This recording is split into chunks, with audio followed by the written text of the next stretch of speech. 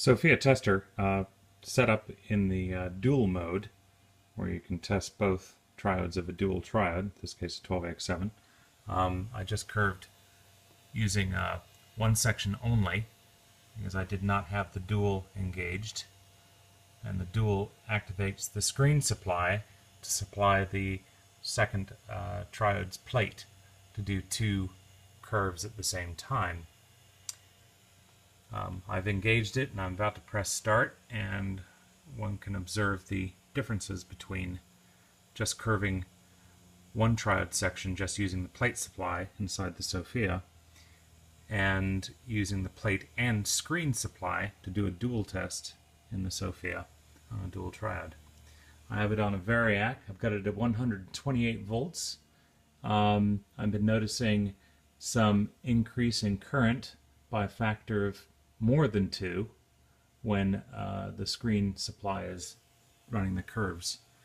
I'm also getting some interesting noises on my stereo system while it's curving, and I will be recording these to let you hear them. I'm going to speed up the test here. So we're going on the fast mode, so we will click this, and maybe you can hear it on the phone. And start.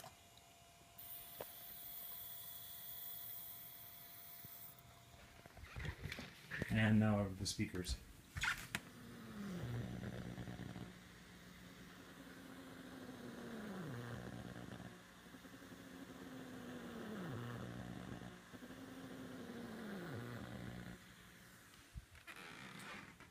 I don't know if that could be recorded, but you definitely don't hear that when just the plate supply is running.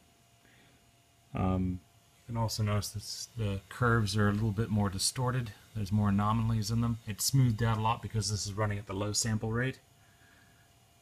And run it again. And look at current. If that can be even seen.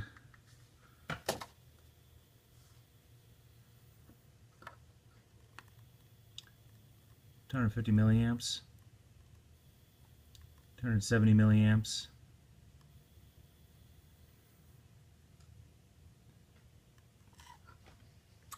Again, when it's only running a single triode, it's maybe 100 milliamps total current draw when it's running curves. So the two power supplies are not equal, and they're designed as equal. And the screen is making some RF noise, which is getting into my stereo system. That is all.